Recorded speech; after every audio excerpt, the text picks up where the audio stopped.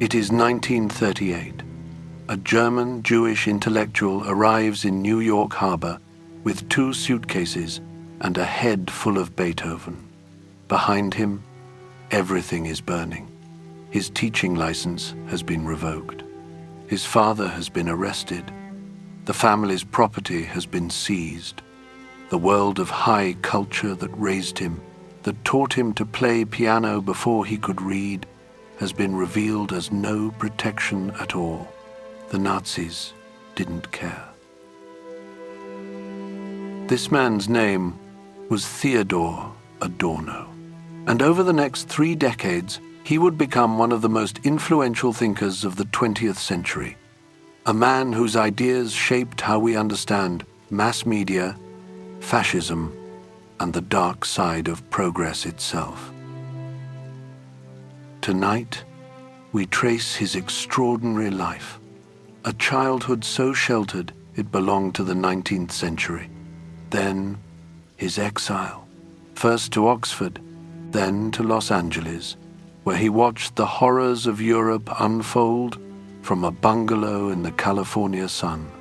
And finally, his return to the country that tried to destroy him, where he became a voice on the radio, a professor who packed lecture halls until his own students turned on him. Before we begin, please take a moment to like and subscribe. It really helps others discover these explorations of history. And let us know in the comments which topics you'd like us to explore next. Now, Adorno was a man of contradictions, a critic of mass culture who used the radio to reach millions, a thinker so difficult that even his admirers joked about not understanding him, yet so compelling that students packed his lectures. He believed that after Auschwitz, the old ways of thinking had failed. Philosophy itself needed to be rebuilt from the ruins. So settle in now as we follow this restless mind from the piano rooms of Frankfurt to the exile colonies of California and back again. We'll meet the mentors who shaped him, the collaborators who challenged him, and the radicals who finally drove him from his own podium. His story is the story of the 20th century itself, told through one man who refused to look away. This is the Bedtime Biography of Theodor Adorno.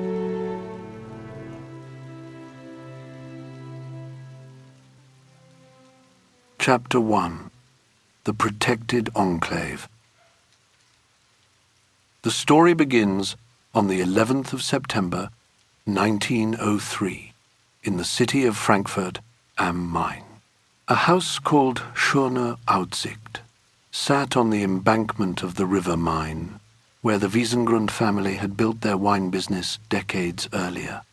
It was here that Theodor Ludwig Wiesengrund came into the world. His grandfather David had moved the family from a small town in Lower Franconia, seeking opportunity in the city. By the time Theodor arrived, the Wiesengrunds had become respectable merchants, part of the upper middle class, though never quite accepted by the old Frankfurt families who traced their lineages back centuries. His father, Oscar, had converted to Protestantism years before.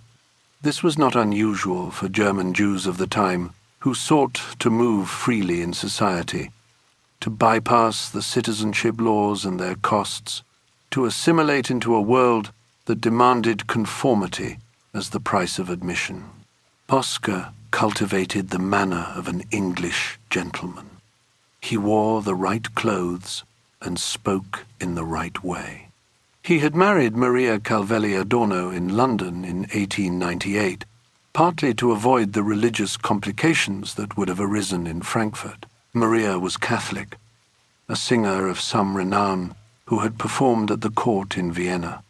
She brought with her a sister named Agathe, a pianist, and together these two women would shape the boy's early life more than anyone else. The household at Schurno-Aussicht was unusual.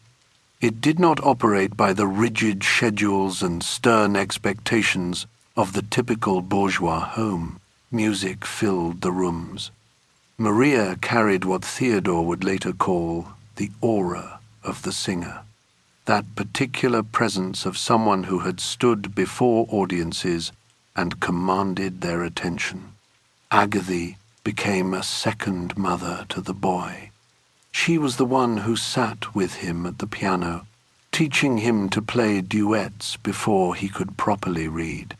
He followed his ear and his memory, absorbing music not as a discipline to be mastered, but as a language he already spoke. The family called him Teddy. He was precocious and knew it.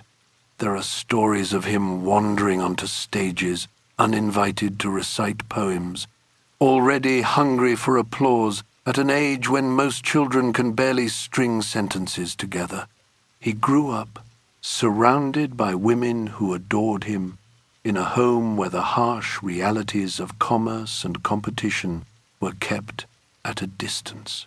His father's wine business sustained everything, but the boy remained sheltered from the mechanics of earning a living. He existed in what he would later describe as a hothouse, a protected space where he could grow according to his own nature. Sorry for the interruption. This is Charles from History After Dark, a channel that is entirely viewer-funded. I cannot produce these deep-dive documentaries without your direct support. A pledge of just a few dollars a month via Patreon or as a YouTube member provides the material base that keeps this channel alive. In return for your solidarity, you gain early access to episodes, direct voting rights on future topics, and a completely ad-free experience. Thank you. Now, back to the story. He became fascinated by his mother's name, Calvelli Adorno. It sounded aristocratic, Italian, mysterious. He would later adopt Adorno as his own surname, linking himself to an old Genoese family called Adorno della Piana. Whether this connection was real or imagined hardly mattered. The name gave him something to hold on to, a sense of distinction that set him apart from the ordinary world of merchants and clerks. It was a kind of armor, constructed in childhood, that he would wear for the rest of his life. In 1914, the family moved to a new house at Seeheimer Strasse in the suburb of Oberrad. It was a narrower place, a row house, chosen for its convenience to the business rather than its elegance. The grand views of the river were gone, but inside the same atmosphere persisted. The two mothers continued their work, music continued to fill the evenings. Teddy continued to grow in his hothouse, turning toward the warmth of maternal attention like a plant toward sunlight. Years later, Theodor would try to explain what this childhood had meant. He said that what we realize in life is little more than the attempt to recover our childhood in a different form. He was trying to articulate something about the power of those early years, how they had shaped everything that came after. His friend, Leo Lowenthal, would call it a protected, beautiful life. And it was beautiful, but it was also fragile. The walls of the hothouse were made of glass. Outside those walls, the 20th century was gathering force. The old European order was approaching its final crisis. In a few years, the guns of August would shatter the illusion that civilization had conquered barbarism. But for now, in the house at Oberrad, a boy played piano with his aunt and dreamed of aristocratic ancestors. He did not know that the world he was being prepared for had already begun to disappear. He did not know that the very qualities his mothers had cultivated in him, the sensitivity, the artistic temperament, the expectation of being understood and appreciated, would make the coming decades almost unbearable. He was skinless, though he did not know it yet, and the world outside was sharpening its edges.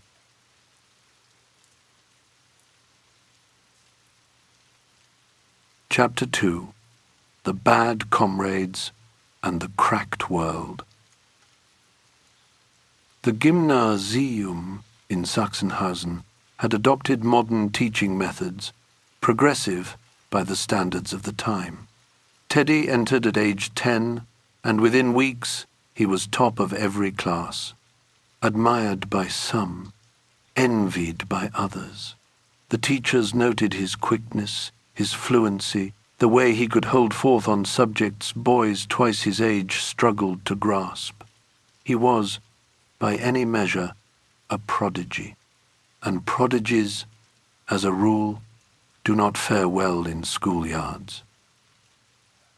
There was a group that called itself the Harmless Club. The name was a joke, of course. Erich Pfeiffer Belli, a classmate, remembered how Tedchen Wiesengrund would be chased across the playground by a howling mob. They mocked his manner, his seriousness, the way he spoke, and then came the other thing, the thing that cut deeper, boys shouting after him in the corridors. "Greetings to Father Abraham!" The words hung in the air. Teddy's family attended church. They were assimilated, cultured, German to the core. None of it mattered. The boys saw what they wanted to see. Adorno would later call this the nightmare of childhood, the pursuit by the collective, the pack hunting the one who stood apart. He understood, even then, that this was something more than ordinary schoolboy cruelty. There was a logic to it, a rehearsal. The playground mob prefigured something darker, something that would take decades to arrive in its full and terrible form. He could not have named it yet, but he felt it in his body, in the racing of his heart as he ran. The school itself became a kind of lesson. He experienced it as the prototype of societal alienation, a place where teachers ceased to be human beings and became instead mediators of abstract, coercive information. The warmth of his mother's parlor, the four-handed piano duets with Agathi, the poems recited for admiring relatives, all of that belonged to another world entirely. Here, knowledge arrived stripped of pleasure. Authority wore a mask. The institution ground forward according to its own necessities, indifferent to the individual souls passing through it. Meanwhile, the world outside was tearing itself apart. The First World War began in 1914 and did not end until 1918. Teddy was too young to serve. He watched from a distance as the older boys disappeared, as the newspapers filled with casualty lists, as the rhetoric of nationalism and patriotism saturated every public space. He developed a quiet habit of resistance. He used foreign words in his speech and writing, small acts of linguistic defiance against the chauvinism that demanded everything be German. French phrases, Latin tags, little cells of opposition embedded in his sentences. It was during these years that he met Siegfried Kracauer. The introduction came through a family friend, Rosie Stern. Kracauer was 14 years older, an architect by training, who had drifted toward journalism and philosophy. He was also an outsider in ways that Teddy was only beginning to understand. Krakauer had suffered from a speech defect as a child. He walked through the world with a perpetual sense of not quite belonging, of observing from a slight remove. Someone later described him as a man with no skin. Everything got through to him. Every slight, every cold shoulder, every moment of exclusion left its mark. The contrast with Teddy could hardly have been sharper. Here was a boy raised in material comfort, surrounded by adoring women, possessed of what Krakauer himself noted as a wonderfully self-confident character. And here was a man who had learned to see the world from the position of the foreigner, the one who does not fit. They recognized something in each other nonetheless. Perhaps it was the shared seriousness. Perhaps it was simply that Krakauer needed a student and Teddy needed a teacher who would not speak down to him. On Saturday afternoons, Krakauer came to the house on Seeheimer Strasse. They read Immanuel Kant's Critique of Pure Reason together. This was not how philosophy was taught in schools. Krakauer did not present Kant as a monument to be admired from a safe distance. He taught Teddy to read the text against itself, to find the places where the argument stumbled, where contradictions surfaced despite the author's best efforts at system building. The more eloquent passages within the work are the wounds this conflict has left in the theory. Philosophy was not a seamless architecture of truth. It was a battlefield. The scars were visible if you knew how to look. This changed everything. Teddy learned to see his own familiar world from the outside. The bourgeois culture he had absorbed as naturally as breathing now appeared as something constructed, something that could be questioned. Krakauer's experiential stance, that of the perpetual foreigner, became a method. You did not have to be excluded to adopt the gaze of the excluded. You could choose it. You could make it a tool. The friendship was intense, but it was not equal. Krakauer felt the gap keenly. He wrote about Teddy's admirable material existence, the comfort and security that the younger man took for granted. Teddy, for his part, sensed something unsettling in Krakauer's problematic sense of belongingness, the way the older man never quite settled into any position, any identity, any home. It was a preview of arguments to come, of tensions that would surface decades later. For now, though, they read Kant. They talked. The war ended. The German Empire collapsed. Teddy matriculated. He wrote essays defending the necessity of teachers as authority figures, even as he absorbed the revolutionary currents swirling through the intellectual climate. His teachers had been patriots. One of them, Reinhold Zickel, embodied the nationalist fervor that Teddy found so oppressive. And yet the concept of autonomy that Teddy had learned in part from those same teachers, could be turned against them. He began to do exactly that. An aesthetic left-wing radicalism took shape, half-formed, seeking its proper expression. The beautiful life of the parental home had been an island. He understood that now. The rancor of the collective, the violence of history, the cold machinery of institutions, all of it pressed in from every side. The private tutorials with Krakauer had given him tools. The gymnasium had given him wounds. He needed a new arena, somewhere that could hold his expanding ambition his strange combination of artistic passion and theoretical hunger.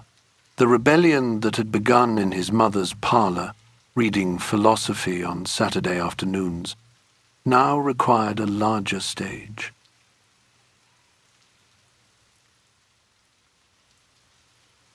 Chapter 3. The Constellation of Friends.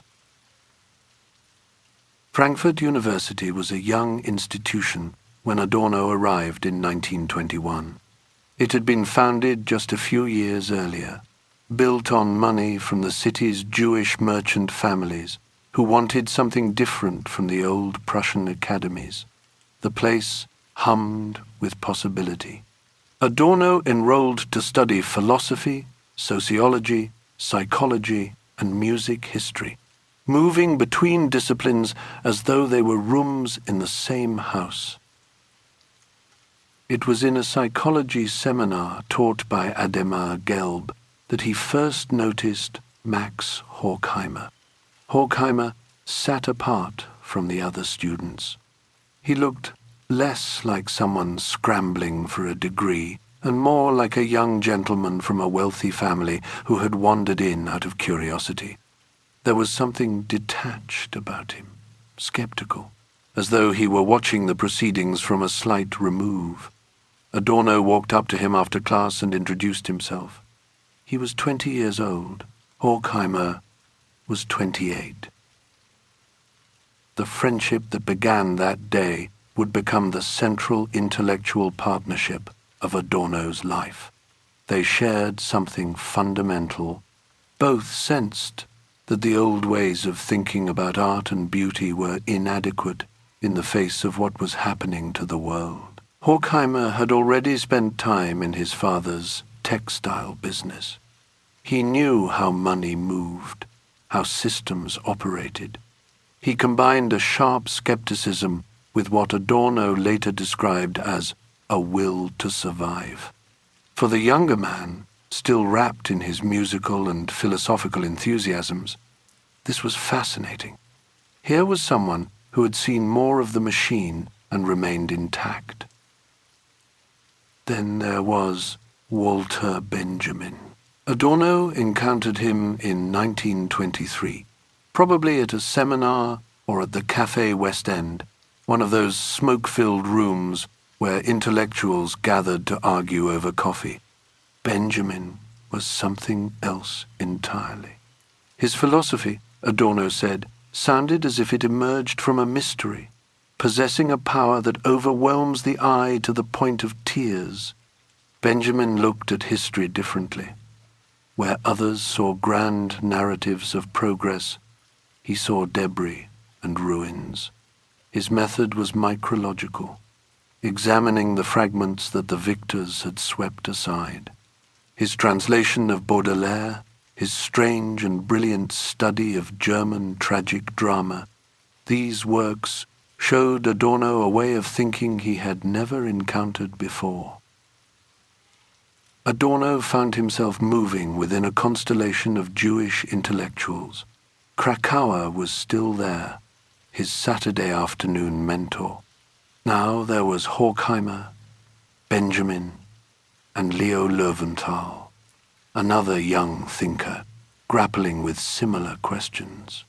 They were all, in their different ways, trying to understand what had gone wrong. The bourgeois promises of the 19th century had collapsed.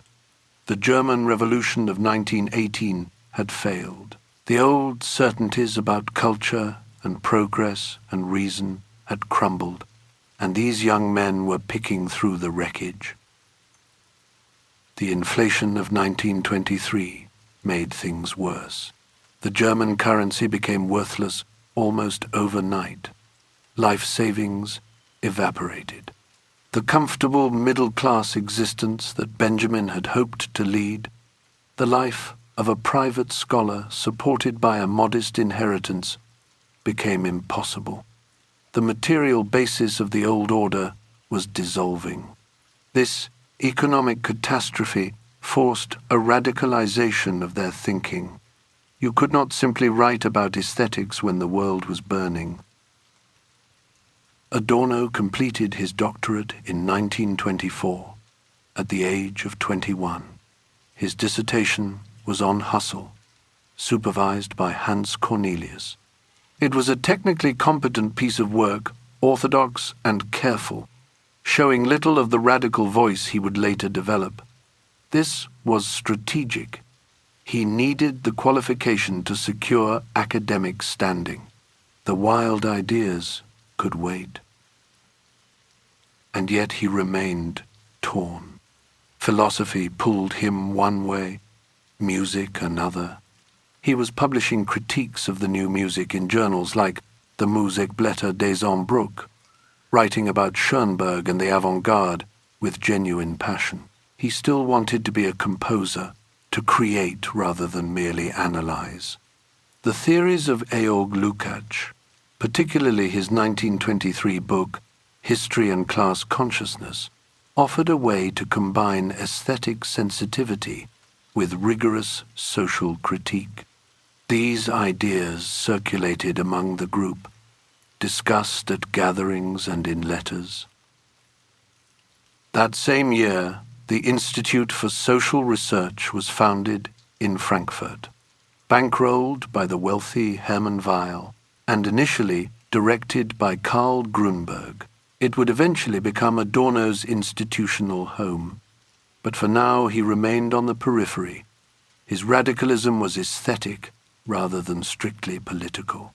He saw the musical revolution of Schoenberg as running parallel to the social revolution, a music that repudiated complicity of every kind. He had navigated the academic hurdles successfully. He had his doctorate. He had assembled a network of brilliant friends who shared his disillusionment with the old order. But something was missing. The academic path in Germany felt increasingly narrow. His creative impulse remained unsatisfied by purely theoretical work. The Second Viennese School of Music, Schoenberg and his circle, represented the true vanguard of modernism. To resolve the conflict between his theoretical intellect and his need to create, he would have to leave Frankfurt and test himself in the capital of the new music.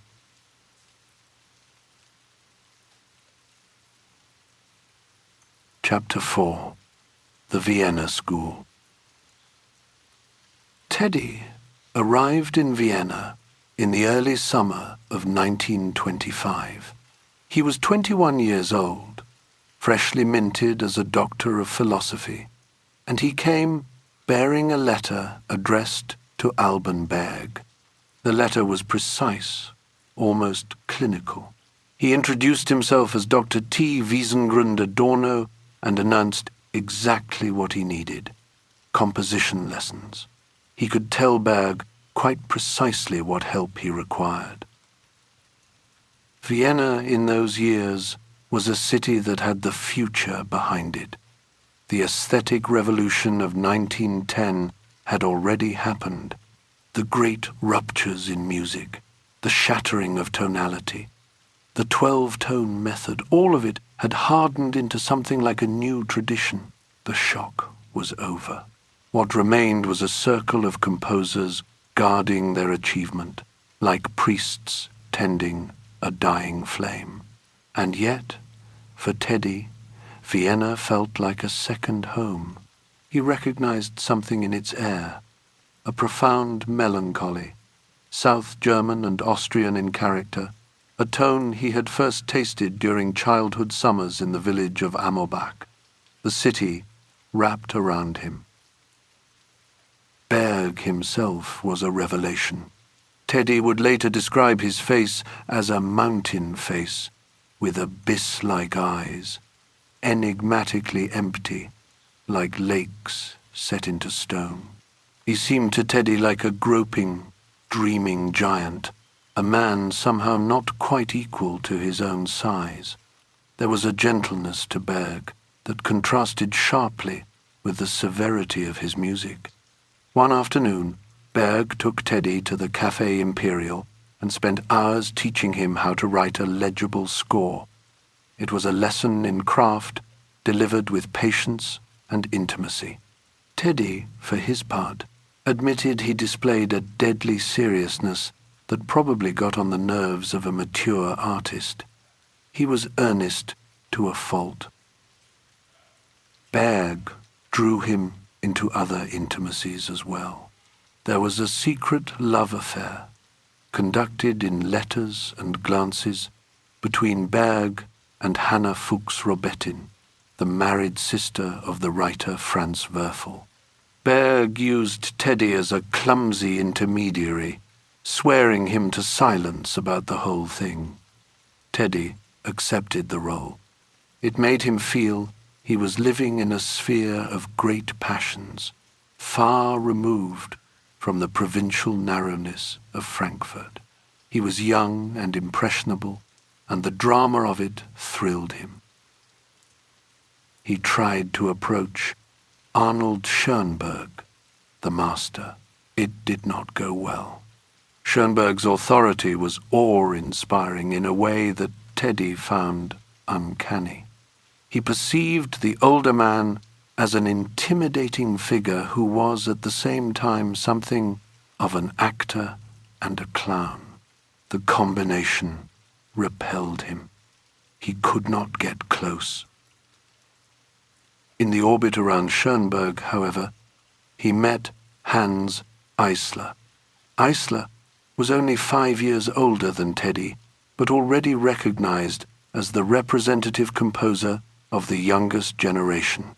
He treated the master with a rebellious insolence that impressed Teddy enormously. Eisler also served as a kind of guide to the radical left, introducing Teddy to a mélange of professional revolutionaries and coffee-house radicals. Teddy felt both attracted and excluded by this conspiratorial world. He wanted to belong, but something in him held back. He frequented the Café Imperial and the circle around the satirist Karl Kraus, whose public performances subverted religious concepts of every kind. He met the philosopher Georg Lukács, who arrived not in ragged revolutionary garb, but in elegant clothes. This confused Teddy. He had expected a communist leader to look the part.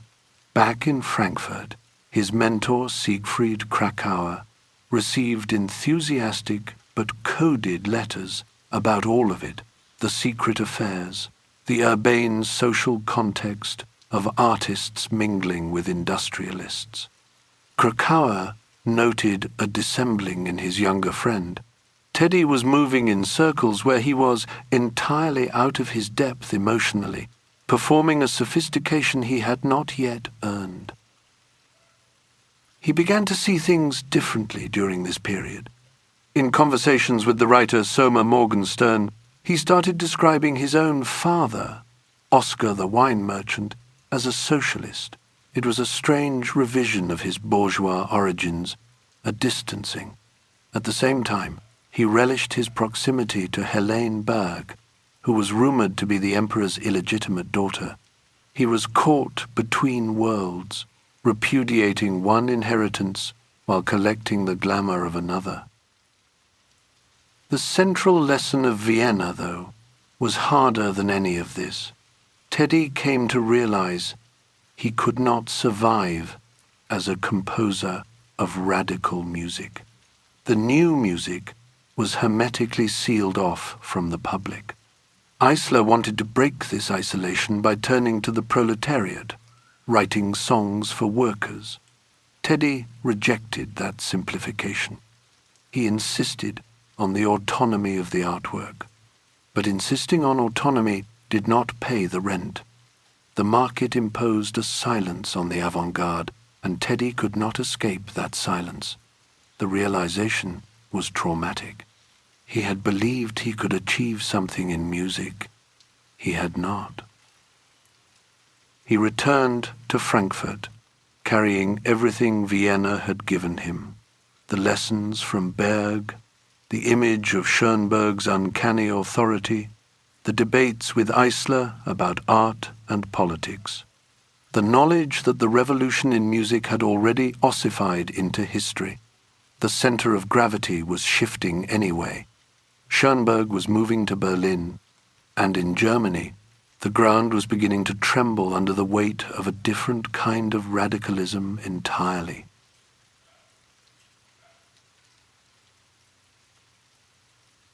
Chapter 5. The Gathering Storm. Teddy came back to Frankfurt a changed man. He styled himself Dr. Wiesengrund Adorno now, hyphenating his father's Jewish surname with his mother's Corsican one. He showed up to carnival parties dressed as Napoleon. He led what he called a dandified life, attending salons and concerts, wearing fine suits, cultivating the persona of a young intellectual on the rise. And all the while, he was writing at a pace that bordered on obsessive. The city hummed with tension in those years. The Weimar Republic was tearing itself apart. Unemployment soared. Street fights broke out between communists and fascists. And yet, in the lecture halls and cafes, in the pages of journals and the offices of the Institute for Social Research, a certain kind of intellectual life continued as if the ground weren't already shifting beneath it. Adorno completed his habilitation in 1931, writing on Kierkegaard. The book attacked inwardness, the existentialist retreat into the self, as a kind of escape from social reality. He began teaching as a hired lecturer, delivering lectures to small audiences in the university's corridors. He was brilliant, difficult, esoteric. Students found him either electrifying or impossible to follow, sometimes both. Max Horkheimer had taken over as director of the Institute for Social Research in 1930. Adorno drew closer to the circle, contributing to their journal. In 1932, he published his first programmatic essay for them, titled On the Social Situation of Music. It argued that music could not be understood apart from the society that produced it. Even the most abstract composition carried the scars of its historical moment. This was the method he would spend the rest of his life refining. He also wrote under a pseudonym, Hector Rottweiler. The name had a pugnacious ring to it, like a guard dog. Under this alias, he published critiques defending the boundary between serious art and kitsch. He believed that subversive comments could be scattered safely through articles, even as the political climate grew darker. The censors might miss what they couldn't quite understand. In late 1932, he composed a singspiel called The Treasure of Indian Joe, based on Mark Twain. He wrote both the libretto and the music. He described it to Alban Berg as having decent and fully matured music. The piece was an attempt to retreat into an image of childhood, a utopia of innocence, as a defense against the encroaching terror. Walter Benjamin saw through it immediately. He criticized the work for its reduction to the idyllic. The judgment wounded Adorno, who had been trying to salvage something gentle amidst the nightmare of the Republic's collapse. But the nightmare was accelerating. In January 1933, Hitler became Chancellor. By April, the law for the restoration of the professional civil service was enacted. Shortly after, Adorno's teaching license was revoked on the grounds of his non-Aryan descent. His academic career in Germany ended with a letter. He spent much of 1933 and 34 traveling between Germany and abroad, struggling to leave. He could not quite grasp that his status as the son of Oskar Wiesengrund, nephew of Antegate, offered no protection against the racial laws. The beautiful house on Seeheimer Strasse, the wine merchant's respectability, the singer's aura, the pianist's hands on the keys, none of it mattered to the state. Adorno and Horkheimer had engaged in what might be called an aesthetic left-wing radicalism. They underestimated the specific threat of National Socialism. They clung to the belief that the bourgeoisie would soon become fed up with Hitler. They assumed their status and wealth provided a buffer. They were wrong on every count. The protected, beautiful life disintegrated. The spirit of the Jewish businessman and the aura of the singer could not hold back the state-sanctioned theft and persecution. Adorno finally understood, in his bones now rather than just his mind, a maxim he would later make famous: there is no right life in the wrong one. This was not simply a philosophical observation. It was the concrete experience of watching the bourgeois facade crumble into absolute horror. The revocation stripped him of his professional identity. The visible dismantling of the legal and social structures that had supported his family forced him to accept what he had desperately tried to deny. There was no future for him in Germany. The idyllic retreat into childhood fantasies had been shattered by the state's decree. He would have to cross the physical and linguistic border, carrying the wounds of life across the Channel. He was heading for Oxford.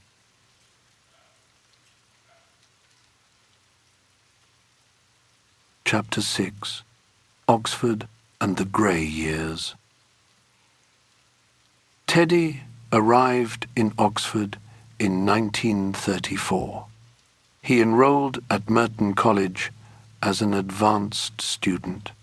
For a man who had already been lecturing at Frankfurt University, this was a demotion. He was 30 years old and back to square one, effectively a doctoral candidate again. The stone walls of the college were ancient and impressive.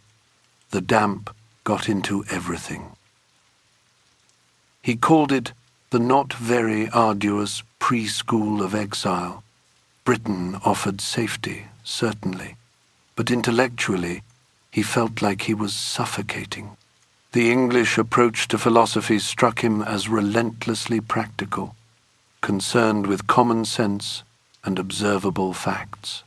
Where was the dialectic? Where was the contradiction?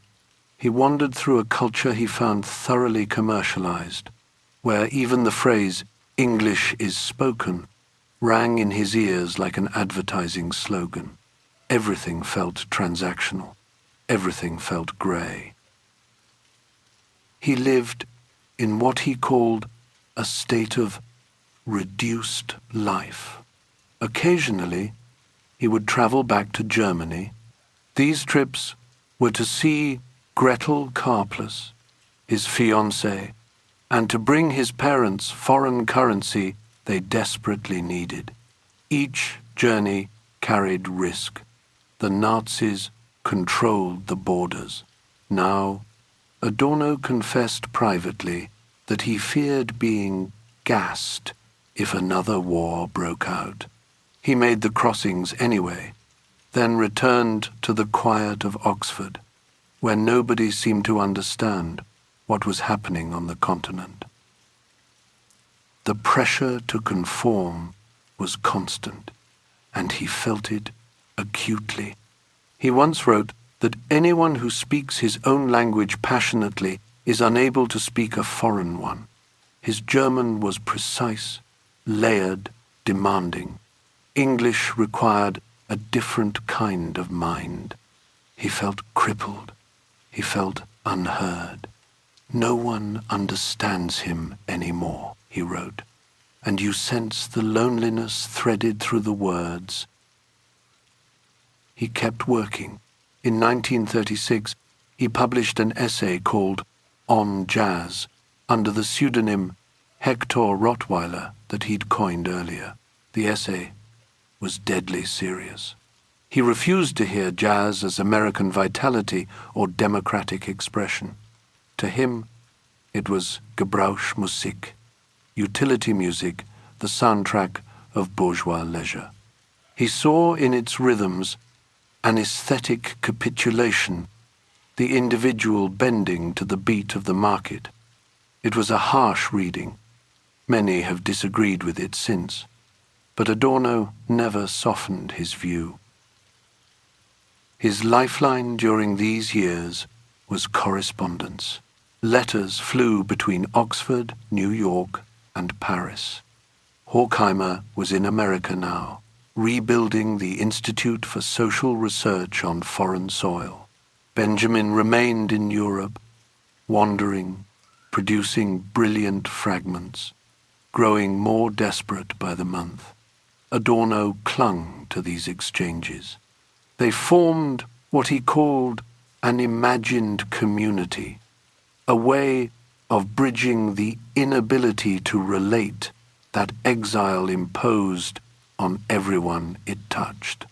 The three of them were scattered across an ocean and a continent, but they kept thinking together, kept arguing, kept each other intellectually alive. Then came the losses. On Christmas Eve, 1935, Alban Berg died in Vienna. Adorno received the news and felt the ground shift beneath him.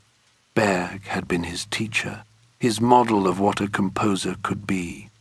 He wrote that long years have been torn out of their lives, meaning those who survived, the continuity of his own existence, he said, had been disrupted by catastrophes.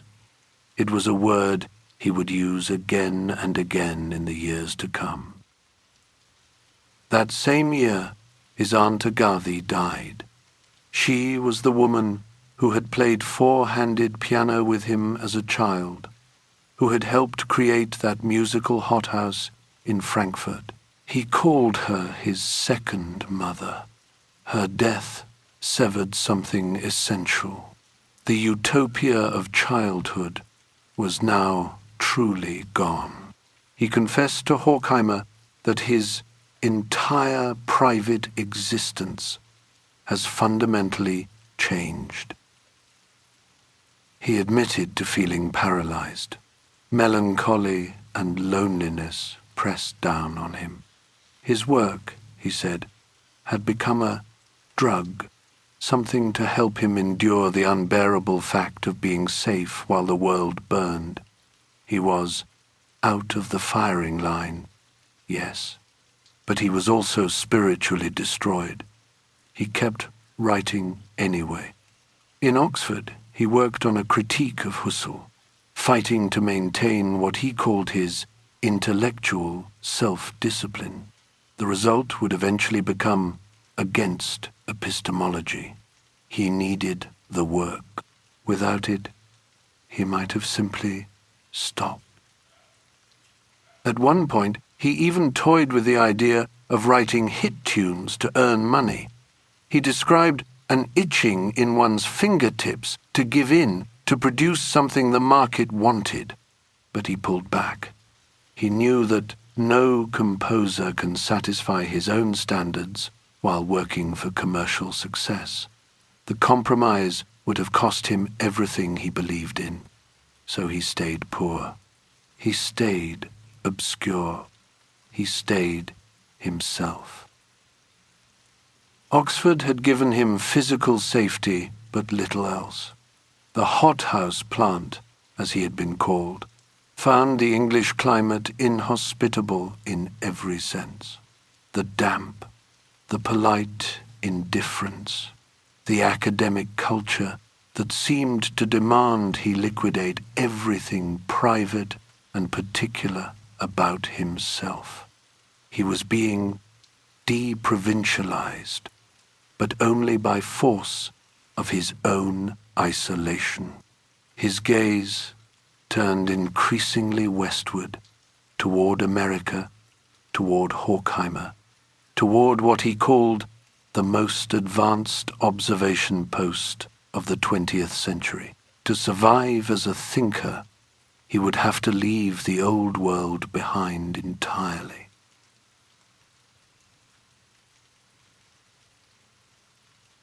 Chapter 7: New York and the Radio Project. Adorno arrived in New York in 1938. He stepped off the boat into what he would later call a radically bourgeois country, a place where the cultivated European intellectual simply could not exist in the old sense. There was no reverential silence for the life of the mind here. The city hummed with commerce, with urgency, with the relentless forward motion of a society that measured worth in output.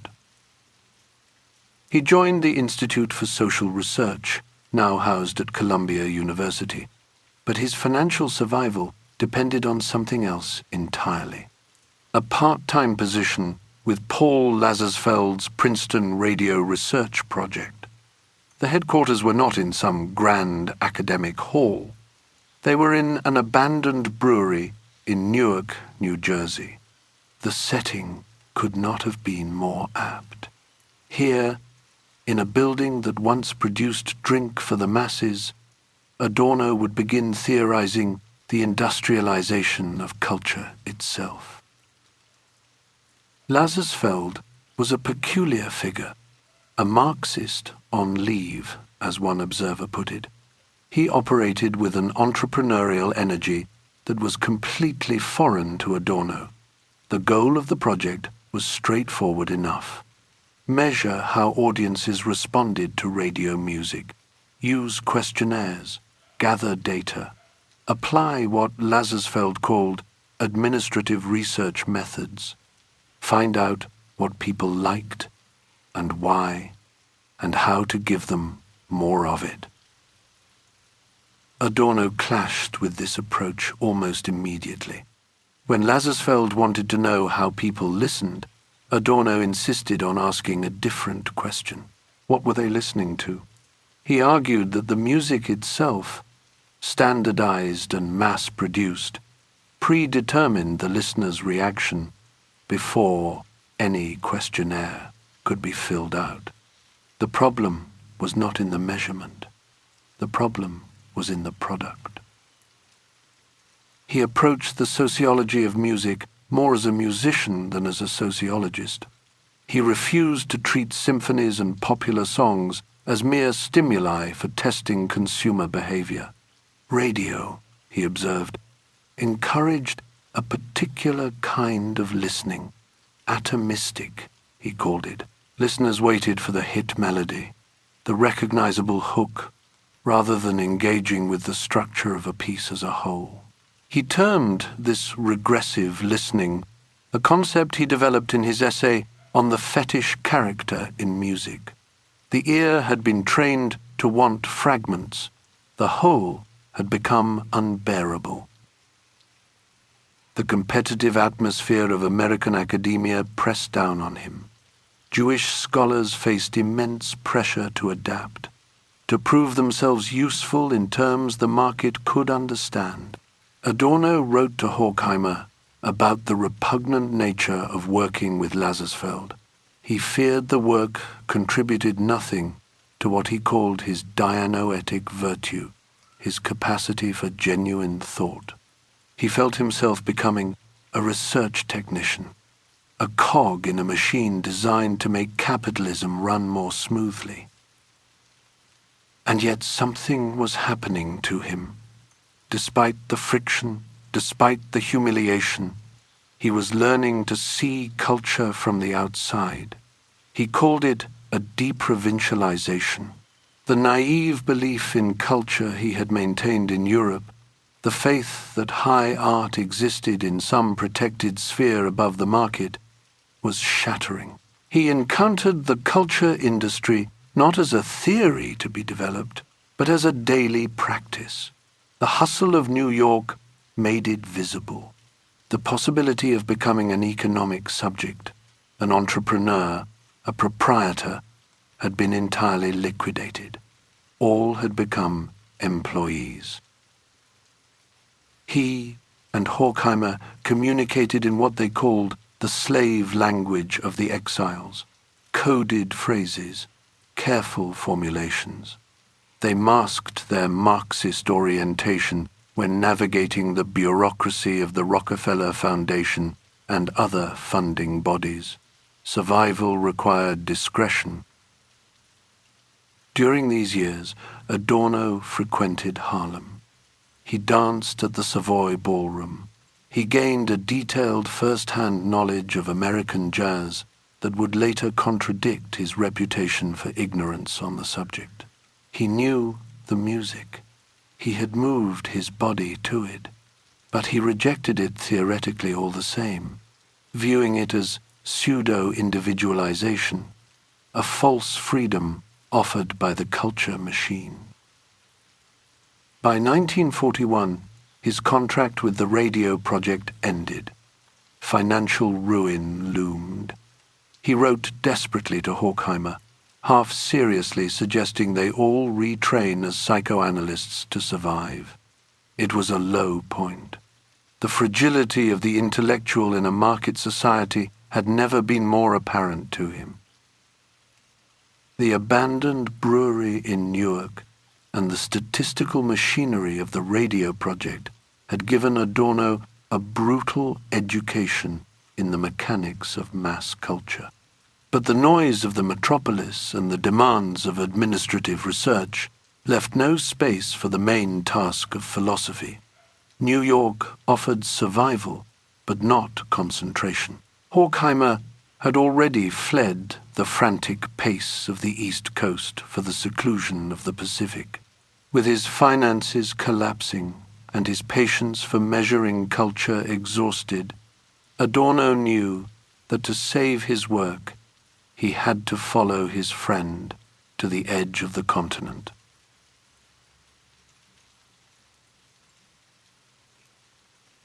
Chapter 8: California and the Dialectic. In 1941, Teddy moved to Los Angeles. He settled in the Pacific Palisades, that strip of coastal California where the mountains slope down toward the ocean and the light has a quality you don't find anywhere else on Earth. Bougainvillea climbed the fences. Hummingbirds hovered at the feeders. The air smelled of eucalyptus and salt. It was, by any reasonable measure, paradise. And every morning, the newspapers arrived with fresh reports of genocide. This was the peculiar torture of exile in California. Adorno would sit on his terrace, surrounded by flowers, while the radio delivered news of mass deportations, of ghettos liquidated, of a continent in flames. The disconnect was almost unbearable. He described it later as living in a kind of dream, where the beauty of the surroundings made the horror seem even more abstract, even more impossible to grasp. The Pacific Ocean glittered. Somewhere across it, and then across another ocean entirely, people were being loaded onto trains. He was not alone in this strange purgatory. A whole colony of German exiles had washed up on these shores. Horkheimer was there, of course, along with Friedrich Pollock. Bertolt Brecht lived nearby, as did the composer Hans Eisler. Thomas Mann held court in his own Pacific Palisades villa. They called it German California, this little archipelago of refugee intellectuals scattered across the canyons and beachfront properties of greater Los Angeles.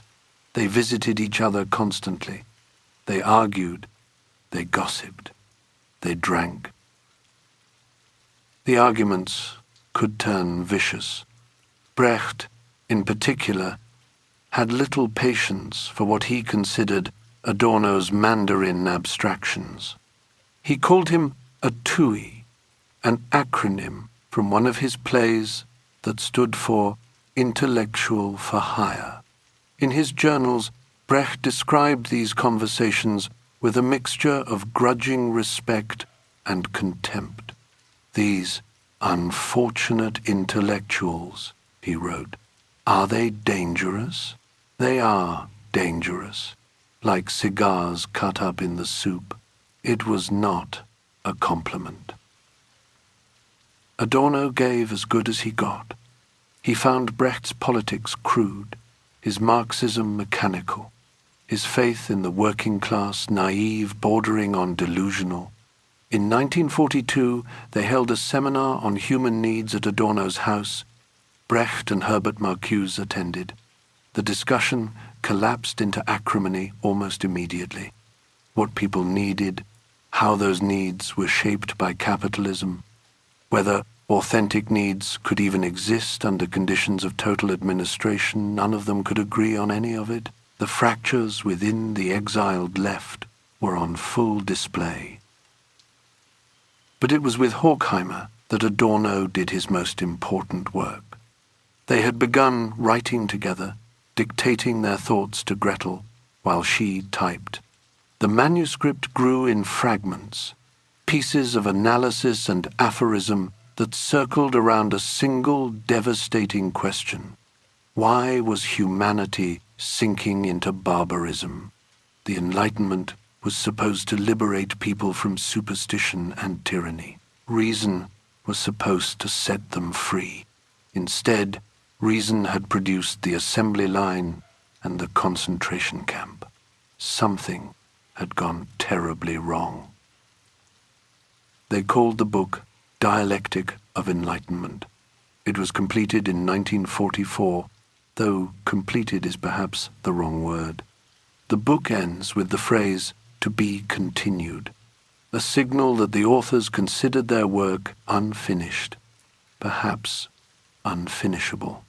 The whole is the false, Adorno had written elsewhere. Systematic philosophy was impossible after Auschwitz. Only fragments remained. One of those fragments would prove especially influential. Adorno and Horkheimer coined a term for what they saw happening all around them in Hollywood, the culture industry. This was not art. This was not entertainment in any meaningful sense. This was a system of mass deception, a machinery that standardized human experience and turned individuals into passive consumers. The movies, the radio programs, the magazines, all of it worked to flatten difference, to absorb resistance, to make people comfortable with their own domination. The culture industry did not repress desire. It managed desire. It told you what to want and then sold it back to you. Adorno observed this machinery up close. He attended parties in Malibu, rubbing shoulders with what he called the movie mob. At one gathering, he shook hands with an actor and felt cold metal, an artificial iron hand, some kind of prop or prosthetic. Charlie Chaplin was standing nearby. The comedian instantly mimicked Adorno's shocked expression, his face contorting into a perfect replica of horror. Everyone laughed. Adorno laughed too, though he later analyzed the moment obsessively. Comedy and barbarism, he decided, were closer than anyone wanted to admit. There was another party, this one on the beach. Hans Eisler had been drinking heavily. At some point in the evening, he slumped against someone and muttered in German, "Mehr ist so mies. I feel so lousy." It became a kind of joke among them, a catchphrase for the whole exile experience. And it gave rise to a metaphor that would define their intellectual project. They were writing messages in bottles. Their theories had no audience, no constituency, no practical application in the present moment. The working class had failed them. The culture had been captured. All they could do was seal their thoughts in glass and throw them into the ocean, hoping that someday, somewhere, an unknown reader might fish them out.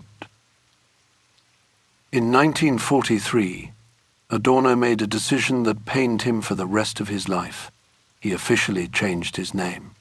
Wiesengrund, his father's name, sounded too Jewish, even in America. In the xenophobic climate of wartime America, that was a liability. So he took his mother's maiden name instead, Theodor Adorno. It was a survival strategy, nothing more.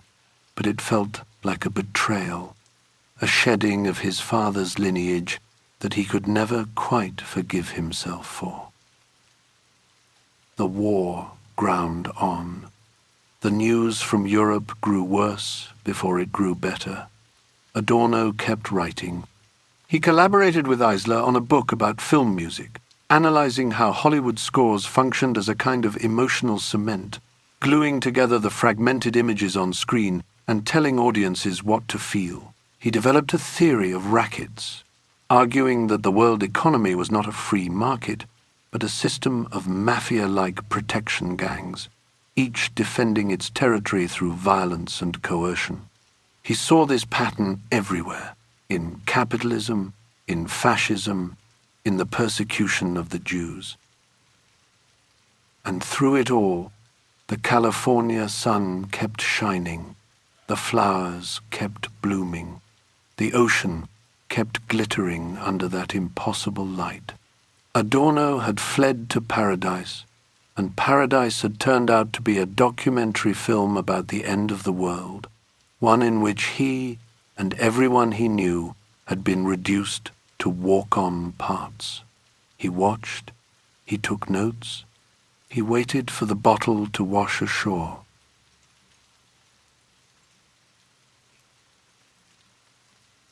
Chapter 9. The Devil's Composer. Thomas Mann had a problem. He was writing what he hoped would be his masterpiece, a novel called Dr. Faustus, and at its center was a composer. Adrian Leverkusen, the protagonist, was a man who contracts syphilis in exchange for a breakthrough in artistic genius, a pact with the devil, paid for in flesh. Mann could write the prose. He could build the architecture of tragedy, but he couldn't write the music. He needed someone who understood the technical details, the theory, the sound of notes on a page. He admitted it openly.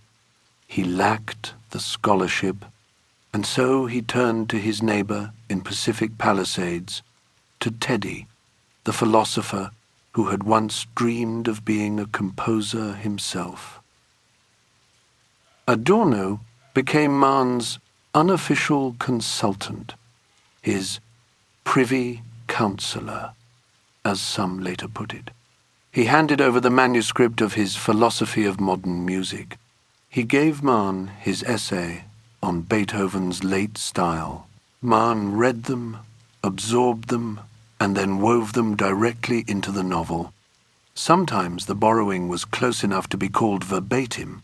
Adorno was becoming a co-author, though his name would never appear on the cover.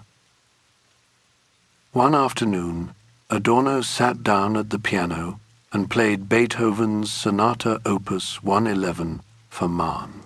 He talked as he played, lecturing on the Arietta theme, its strange withdrawals and returns, its refusal to resolve neatly. Mann listened, took notes, and later transcribed the entire scene into the novel. It became the lecture delivered by the character Wendell Kretschmar. Mann even slipped Adorno's paternal name, Wiesengrund, into the text, as a hidden acknowledgement. The descriptions of Leverkusen's fictional compositions came straight from Adorno's analysis of the 12-tone technique. Schoenberg's rigorous, mathematical method of composing was transformed in the novel into something darker. It became a symbol of the pact itself. The system that liberated music from tonality was recast as the price of a bargain with destruction. The Apocalypsis cum figuris, Leverkusen's apocalyptic oratorio, was Adorno's musicology dressed in narrative clothes. The collaboration had moments of genuine warmth. When Mahn read aloud the chapter describing the devil's appearance, Adorno was deeply moved. He told Mahn he could listen to him the whole night long. For Adorno, this was something close to utopia. Here was the German literary tradition, embodied in Mahn, engaging seriously with his ideas. The exile community had produced something lasting. But complications arrived, as they tend to.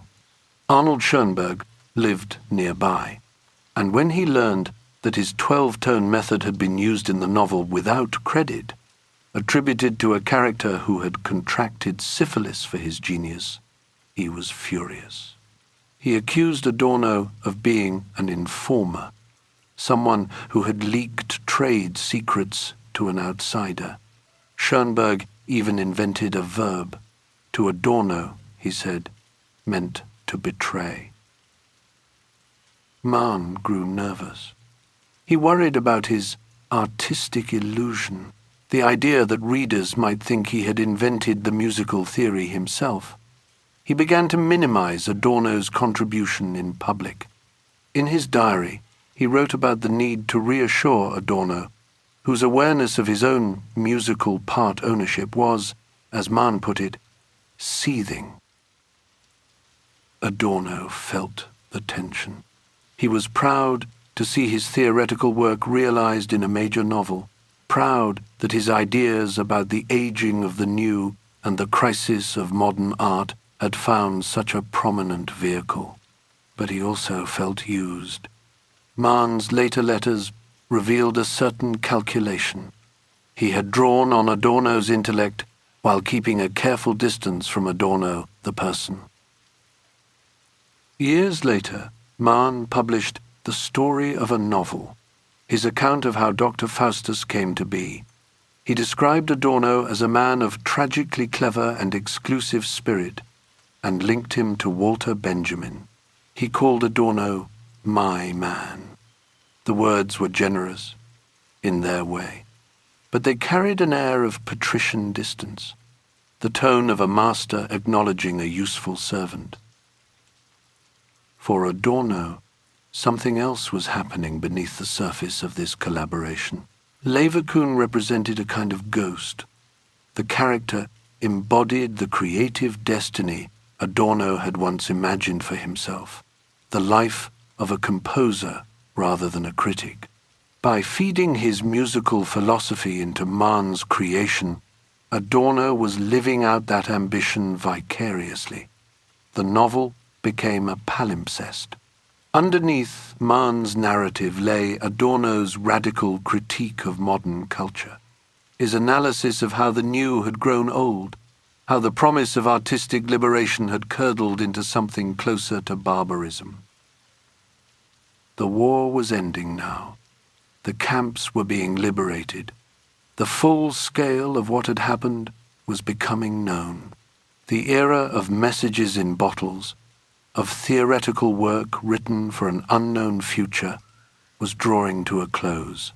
Adorno had injected his philosophy into the bloodstream of world literature, but he remained in the shadows, the man who understood the secrets of the catastrophe, but stood behind the great names. He would need to speak in his own voice soon, to assemble his fragmented reflections on damaged life into something that carried his name alone.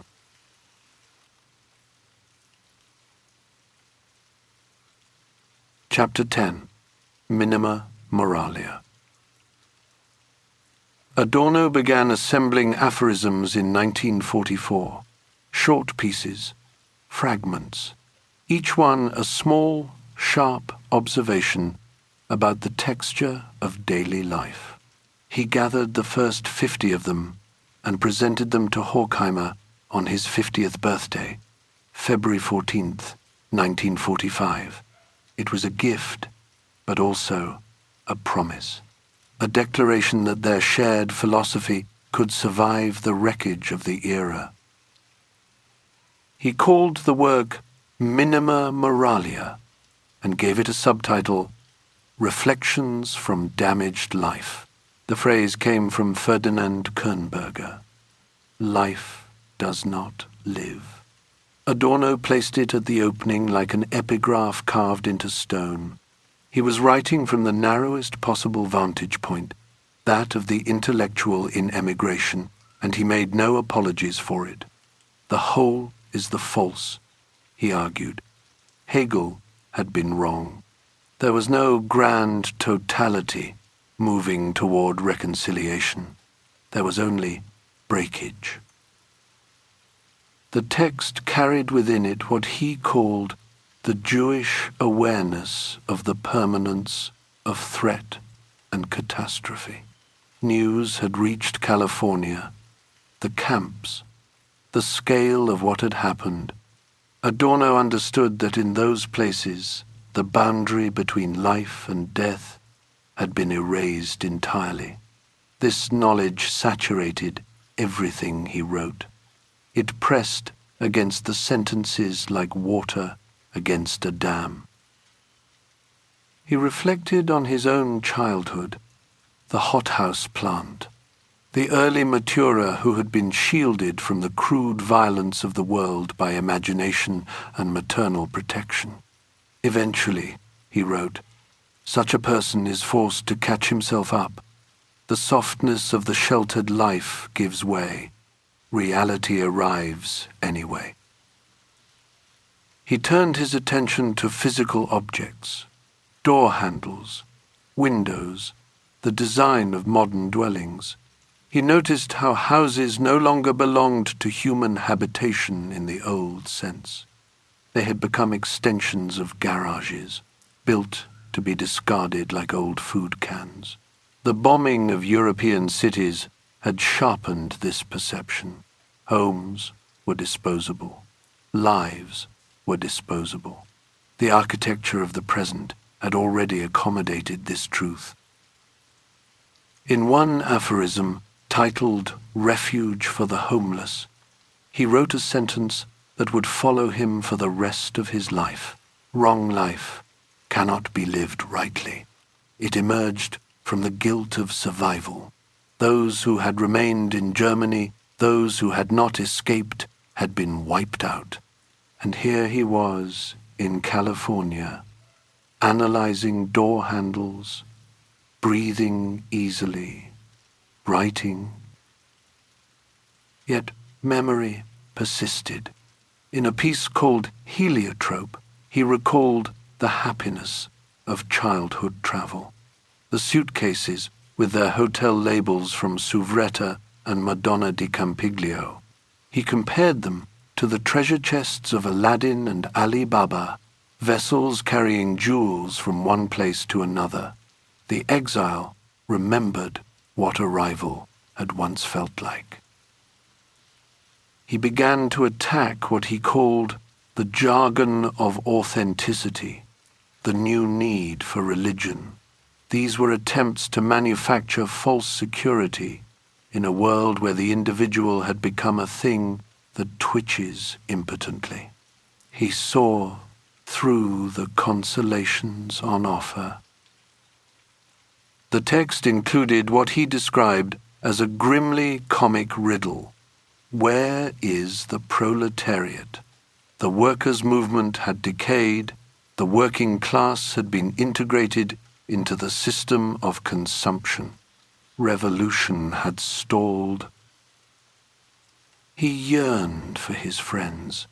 He used animal names in letters to maintain a private human sphere against the coldness of the administered world. Fritz Lang was the badger. Horkheimer was the hippopotamus, King Archibald. These names were shields, small acts of warmth preserved against the ice. He dreamed of a utopia, doing nothing like an animal, lying on water and looking peacefully at the sky. It was a radical rejection of production as an end in itself, the logic that governed both capitalism and Soviet communism. Rest, stillness, the absence of purpose. Writing was his drug. He admitted this plainly. It helped him overcome what would otherwise be an almost unbearable melancholy and loneliness. It was the only means to maintain intellectual self-discipline in the face of dissolution. The message in the bottle had been sealed in the California sun, a private testament to a civilization in ruins. But the isolation of the Grand Hotel Abyss was about to end. The imaginary witness Adorno wrote for was suddenly replaced by a tangible opportunity. The night of fascism had technically lifted, leaving behind a landscape of physical and moral rubble. Horkheimer had gone ahead to scout the territory, and his letters spoke of a country that was more vigorous and zestful and evil than ever. Adorno had to decide whether to remain a small rentier in California or step back into the graveyard of his childhood.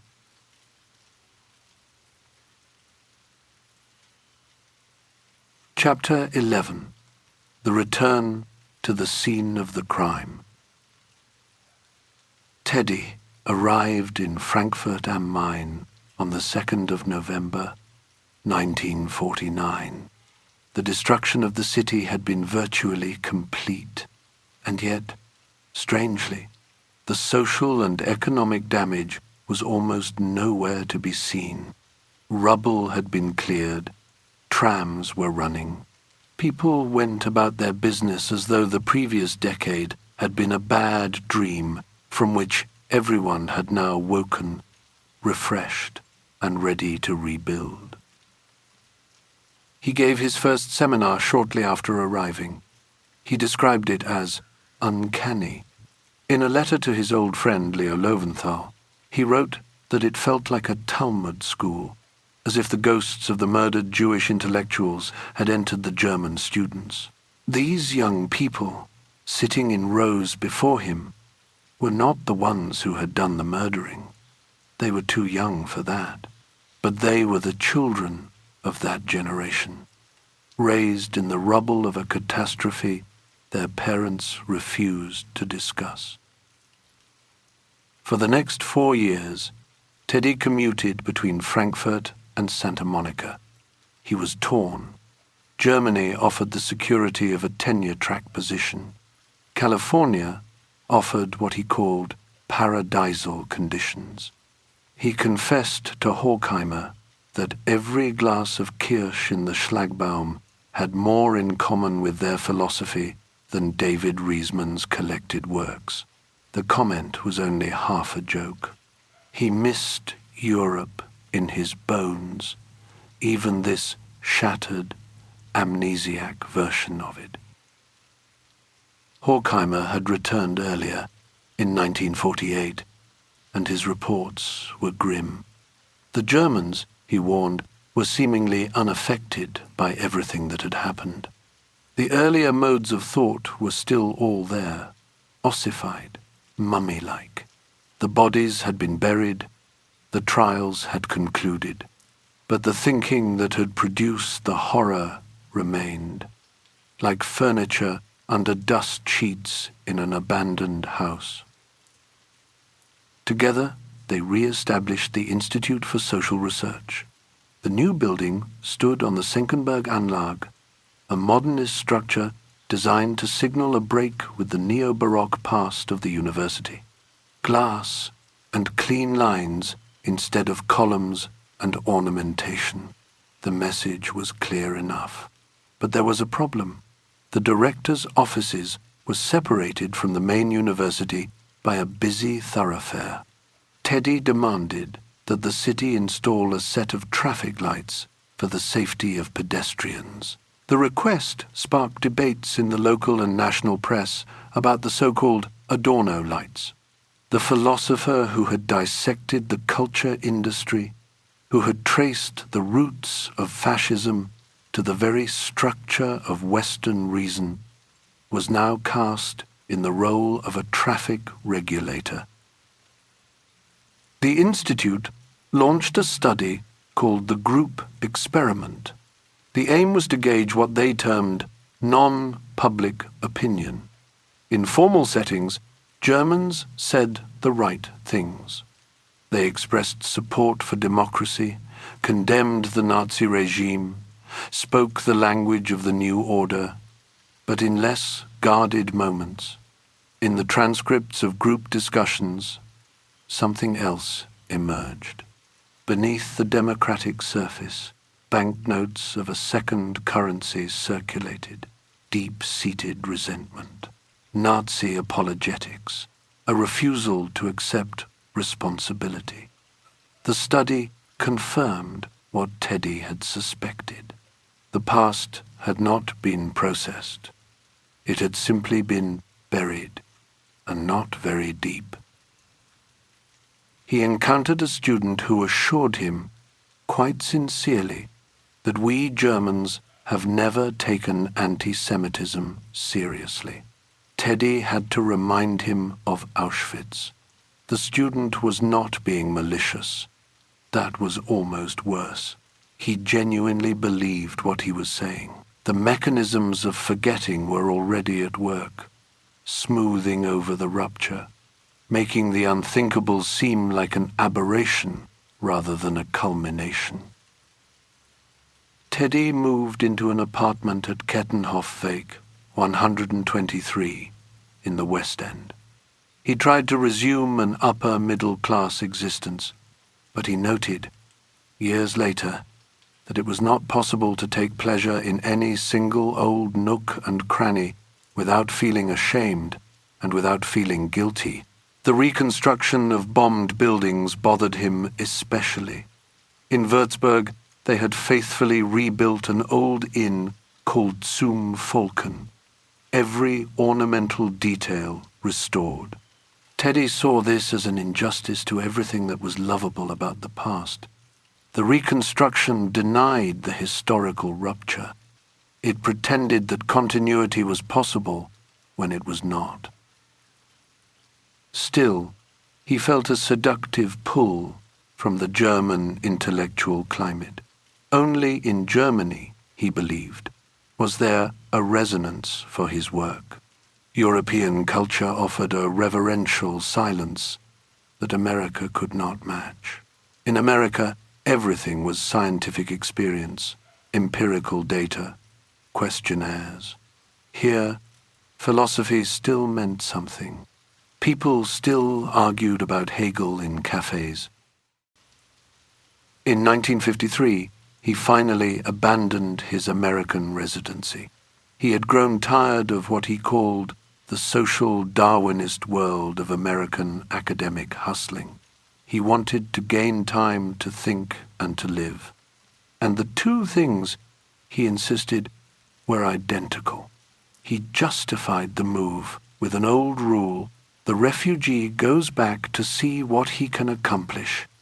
He wanted to transmit a tradition of anti-traditionalism to a new generation.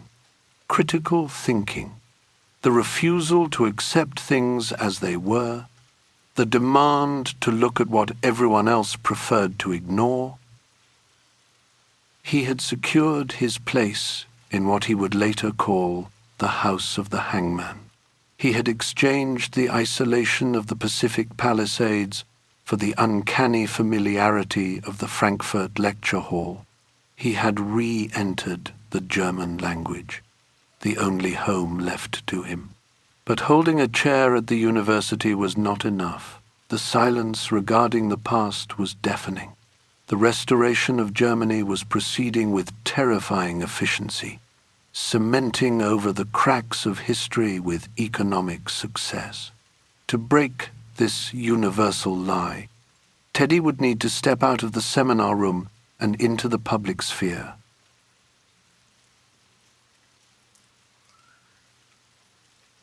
Chapter 12. The Public Interventions. In the Federal Republic, Adorno became something he had never quite been before. A public figure. Not a celebrity in the American sense, but something stranger and more German. A voice on the radio. A presence in the newspapers. A man whose sentences could start arguments in living rooms across the country. He did not look the part.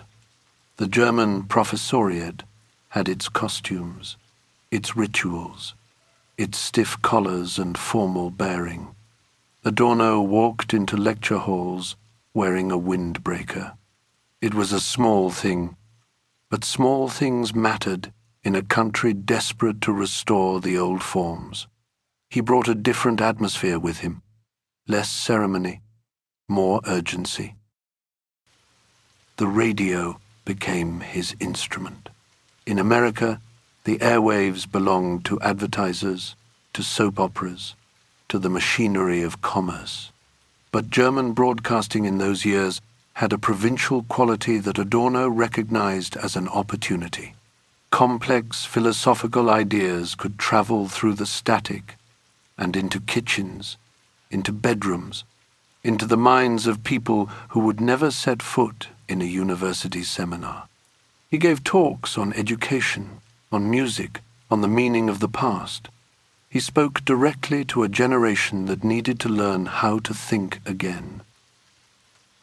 And there was the sentence, the one that would follow him for the rest of his life and beyond. He had written it in 1949 in an essay called Cultural Criticism and Society. It appeared again in his collection Prisms in 1955. To write poetry after Auschwitz is barbaric, and this corrodes even the knowledge of why it has become impossible to write poetry today.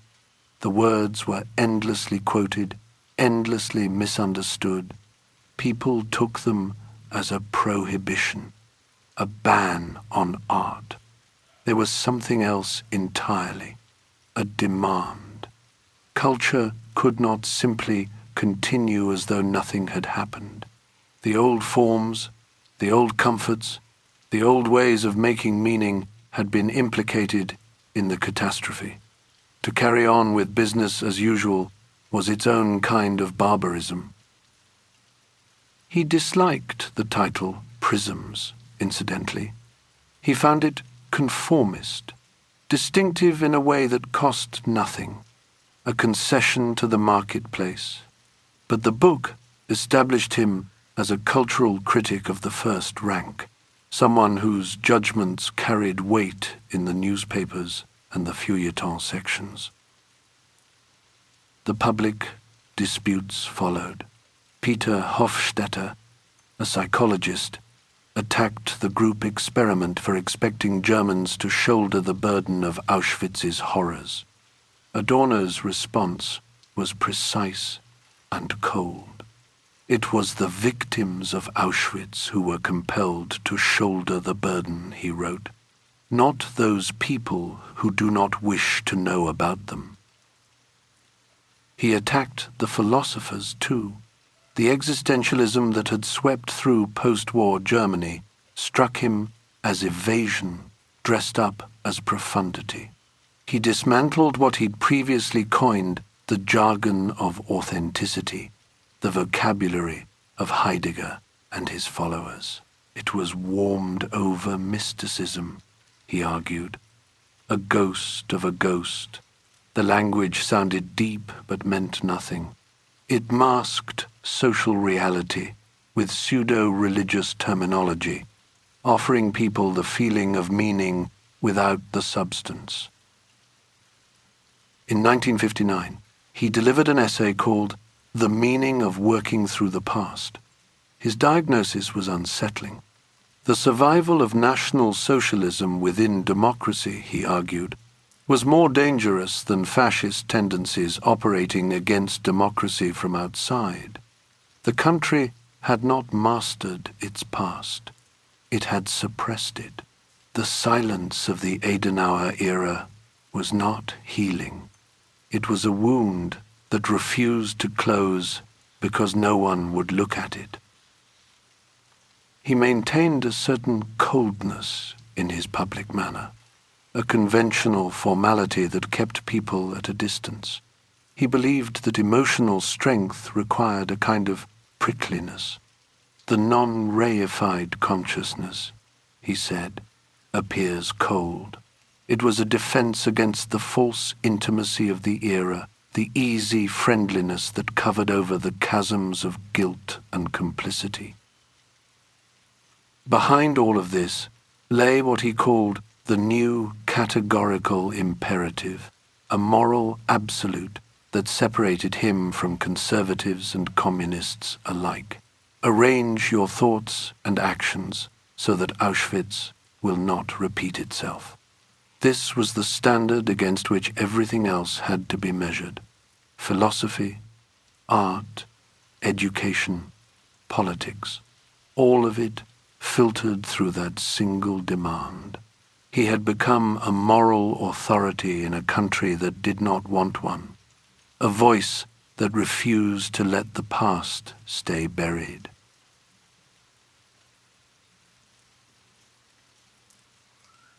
Chapter 13.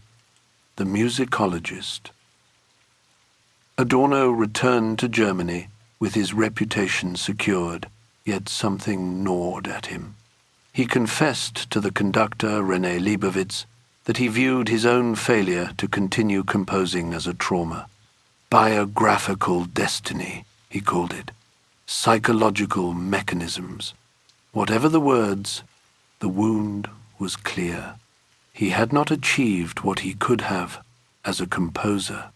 The critic who dissected music with such precision had once dreamed of creating it. His book, The Philosophy of Modern Music, appeared in 1949. He described it as an excursus to the Dialectic of Enlightenment, a footnote to the larger project. At first, it reached only a small, esoteric circle of readers. But within that circle, it established something important. Here was a thinker who refused to soften his analysis, who treated the new music with the seriousness it deserved and the rigor it demanded. From 1950 onwards, he became a central figure at the international vacation courses on new music in Darmstadt. The town of Kranichstein hosted composers and theorists from across Europe, all wrestling with what music could mean after the catastrophe. Adorno brought his friends Eduard Steuermann and Rudolf Kolisch into this world. An atmosphere developed where solidarity flourished even in the midst of violent disagreements. People argued fiercely about 12-tone technique, about form and freedom, about the responsibilities of the artist. Then they ate dinner together.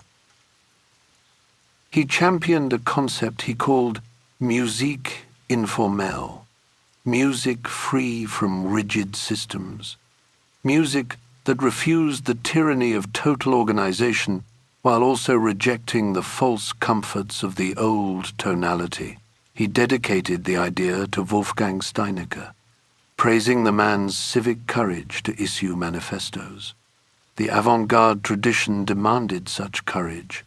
Someone had to say what others found too dangerous or too difficult to articulate. Yet Adorno saw trouble brewing within the avant-garde itself.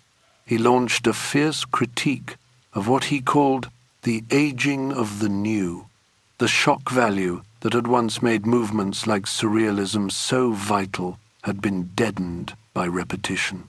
What defamiliarized audiences in the 1920s had become By the 50s and 60s, the ghost of a ghost. The culture industry absorbed transgression. It packaged rebellion and sold it back to consumers who no longer flinched. His essays on jazz remained especially controversial. In Prisms, published in 1955, he reissued pieces like Perennial Fashion Jazz. Critics hoped his time in America had softened his view. It hadn't. In Prisms, he doubled down. He argued again that jazz offered only pseudo-rebellion. When Joachim Behrendt claimed jazz was original, Adorno attacked him with the full weight of his American experience. The improvisation was cosmetic. The form was fixed. Gustav Mahler occupied a different place in his thinking entirely. Adorno interpreted Mahler's music as a musical physiognomy, a kind of portrait rendered in sound.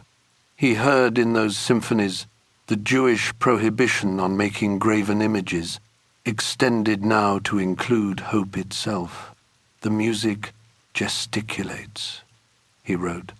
It raises a shriek of horror at something worse than death. Mahler's convulsive gestures, the harsh alternation of major and minor, finally released the truth of Heinrich Heine's poetry, the vision of victimhood, the sense of homelessness. No composer of Heine's own generation had managed to capture it. Mahler, decades later, found the form. Adorno understood that the composing subject was never purely individual. Every sound says we, he observed. The collective speaks through the composer's hands. Yet the new music pressed forward toward an absolute identity that aspired to voice the non-identical, the particular, the remainder, what refused to be absorbed. By the late 60s, he noticed something shifting in America, a very vigorous and spontaneous resistance to the culture industry had emerged in the music scene. He cited John Cage and his school specifically. This was an acknowledgement, however qualified, that the standardized culture he had critiqued in the 40s was facing new challenges. The situation was not static. And yet, despite his theoretical dominance, despite the lectures and the essays and the influence over younger composers, something continued to haunt him. He knew that no composer could satisfy his own standards while working for the market. The itch remained, the resistance held, but the tension never fully resolved.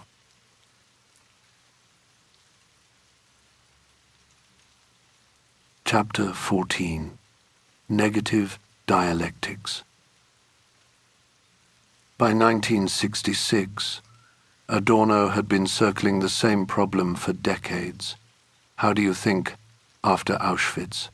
How do you write philosophy when philosophy itself had failed to prevent the catastrophe? He had been gathering fragments, testing ideas in lectures, arguing with colleagues. Now, he sat down to write the book he believed he had been born to produce.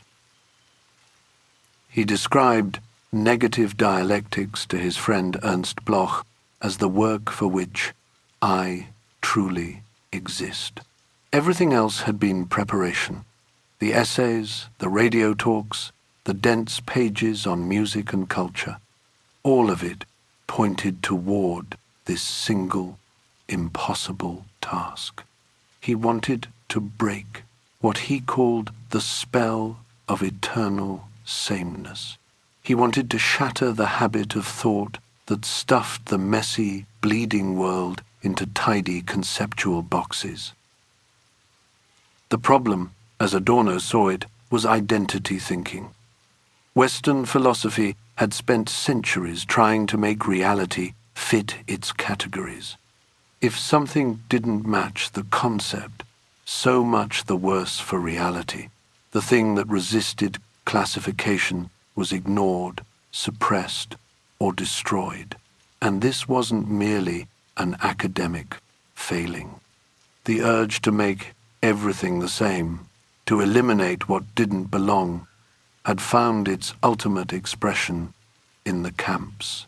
The logic of the system had become the logic of extermination. Adorno's response was to insist on the non-identical, the remainder, the thing that slips through the net. He argued that freedom itself depended on acknowledging what refused to be absorbed. To think properly meant thinking against your own categories. It meant staying in the contradiction rather than resolving it. There would be no final synthesis, no triumphant arrival at truth, only the constant, exhausting work of keeping thought honest. He formulated what he called a new categorical imperative for the age. Kant had told people to act as though the principle of their action could become universal law. Adorno revised this for a world after the Holocaust. He returned to the imperative he had formulated years earlier, that mankind must arrange its thoughts so that Auschwitz never repeats. This wasn't a positive program. It was a prohibition, a minimum standard, the floor below which humanity must never again fall. He wrote that after Auschwitz, our feelings resist any claim of the positivity of existence as sanctimonious prattle. The old consolations no longer worked. You couldn't talk about meaning or purpose or the march of progress without obscuring what had happened. The guilt of a life which purely as a fact will strangle other life, he wrote, is irreconcilable with living. This was not comfortable philosophy. It offered no reconciliation, no healing. It demanded that you sit with the wound. Around this time, Adorno published an open letter in Die Zeit for Max Horkheimer's 70th birthday. The two men had been intellectual partners for over 4 decades. They had written Dialectic of Enlightenment together in California, watching the news from Europe grow darker by the month. Now Horkheimer lived in Montagnola in the Swiss-Italian mountains, while Adorno remained in Frankfurt.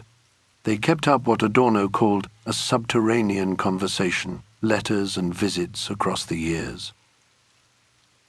In the birthday letter, Adorno made a confession that revealed something about their long friendship. "You think human beings are like animals," he wrote to Horkheimer.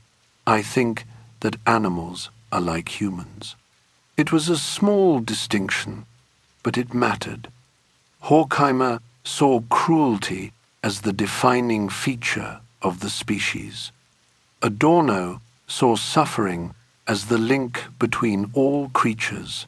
Philosophy, he would later write, actually exists in order to redeem what is to be found in the gaze of an animal. All his high theory, all his dense abstractions, came back to something simpler, the mute appeal of the creature that cannot speak its pain.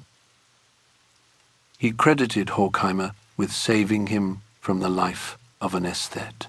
Without his friend's influence, Adorno might have remained a brilliant critic of music, comfortable in the salon, insulated from politics. Horkheimer had taught him that everything connected, that the symphony and the stock exchange and the concentration camp were part of the same social totality. Their experiences did not run in parallel, Adorno admitted, but they converged. Not everyone received such generous treatment. Adorno's relationship with Ernst Bloch had soured badly. Bloch's massive work, The Principle of Hope, celebrated utopian longing, the human capacity to imagine a better world. Adorno found this insufferable. He accused Bloch of glossing over the historical wound of failed emancipation. All that talk of hope and possibility seemed to him like a betrayal of the dead. Bloch, he wrote in his diary, is the greatest living Bloch actor, already dead, but has not yet realized it. Negative Dialectics appeared in 1966. It was dense and difficult. Sentences that coiled back on themselves. Paragraphs that refused to yield their meaning easily. Adorno presented the book not as a completed system, but as what he called a theory of intellectual experience. He was trying to think at the same time dialectically and undialectically. The phrase came from Walter Benjamin, dead now for over 25 years, but still present in everything Adorno wrote. Benjamin's ghost moved through the pages, demanding fidelity to a way of seeing that couldn't be systematized. Adorno reflected on his own strange development. He had been a child prodigy, playing piano duets before he could read properly, reciting poems for his mother's friends. But he considered himself a late developer too. His actual achievement, he felt, still lay somewhere ahead. He was 63 years old. He had written dozens of books and hundreds of essays, and yet the real work always seemed to hover just out of reach. In the next manuscript, the next lecture, the book that would finally say what needed to be said. The fortress of thought he had built was formidable. Every concept examined for complicity. Every system suspected of violence. The identity thinking that led to the camps would find no purchase here. But philosophy, however vigilant, remained philosophy. It happened in books, in seminars, behind closed doors. Adorno had spent his life as what he called an imaginary witness, writing messages in bottles and casting them into the sea. He could not have known that a generation of students was about to wash up on his shore, clutching those bottles and demanding something he had never promised: action.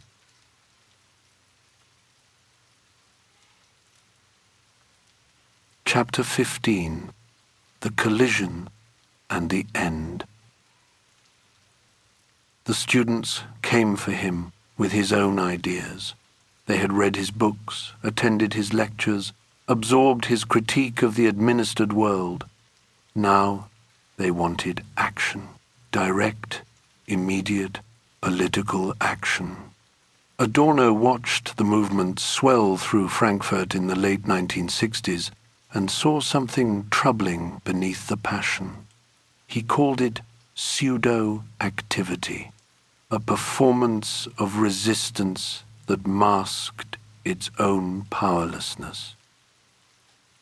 The young radicals had a name for themselves, borrowed from his old friend and rival. They were the Marcuse Jugend, the Marcuse Youth, and they considered Adorno a reactionary. The accusations stung. He wrote to Samuel Beckett in February 1969, admitting that being targeted by students who claimed to follow his philosophy came as something of a surprise. He had spent decades teaching them to think against the grain. He had not anticipated they would turn that thinking against him. Among the student leaders was Hans-Jürgen Krahl. Adorno recognized his talent immediately. Krahl had been one of his students for years, unquestionably one of the most gifted minds in the movement. But Adorno also diagnosed something darker in the young man, a pathological divided identity, he called it. The split showed itself in strange moments. Krahl would shout slogans through a megaphone at demonstrations, his voice amplified and aggressive. Then he would approach Adorno privately and whisper an apology. "I hope you won't take it amiss," he said. It was purely political, not meant personally. The personal and the political had become impossible to separate. The students occupied the Institute for Social Research, the intellectual home Adorno and Horkheimer had rebuilt from the ruins of exile. They sat in the offices where critical theory had been written, demanding that theory become practice. Adorno called the police. It was the only way to defend their authority in the building, he explained. The decision solidified the breach. The theorist of liberation had summoned the state to remove the liberators. He tried to explain the difference between what they were doing and what needed to be done. The students were confusing representation for the purposes of agitation with practical reality. They performed revolution without understanding the conditions that might make revolution possible. He had seen this confusion before, in Brecht, in the fetishizing of violence that substituted gesture for genuine transformation. The compulsion to act, he argued, served only to mask how little power they actually held. By spring of 1969, Adorno felt badly battered. The attacks continued. In April, a group of female students rushed the podium during one of his lectures. They bared their breasts and surrounded him in what they called a planned tenderness attack. He fled the hall. The man who had written about damaged life found himself publicly humiliated by those who claimed to want a less damaged world. He still hoped the movement might find its way. In February, he had planned a new preface for Dialectic of Enlightenment, the book he and Horkheimer had written during the darkest years in California. He wanted it to help the protest movement achieve a consciousness that illuminates, to prevent them from succumbing to collective narcissism. The warning went unheard. In August, Adorno escaped. He left the stifling summer heat of Frankfurt for the Hotel Bristol in Zermatt, seeking what he called the pathos of distance. The Swiss mountains had always meant something to him. He wrote to Marcuse from there, trying once more to explain the situation. Marcuse was vacationing in the French Alps and would soon tell a television interviewer that there was no one who could represent Adorno and speak for him. Even old friends could not bridge the gap that had opened. Adorno kept working. He had been writing his aesthetic theory for years, defending the autonomy of art against those who demanded it serve immediate political ends. Great works wait, he insisted. A liberated humanity would be able to inherit its historical legacy free of guilt. The book remained unfinished on his desk. On the 6th of August, 1969, Adorno attempted a mountain excursion against his doctor's advice. He had described the Matterhorn as the child's image of the absolute mountain. He suffered a heart attack near its slopes and died. He was 65 years old. Months later, Hans-Jürgen Krahl died in a car accident. Max Horkheimer, who had survived his closest intellectual companion, wrote a sympathetic letter to Krahl's parents. Despite everything that had passed between them, despite the occupations and the police and the shouted slogans, the bond of solidarity remained. The tragedy of damaged life encompassed them all.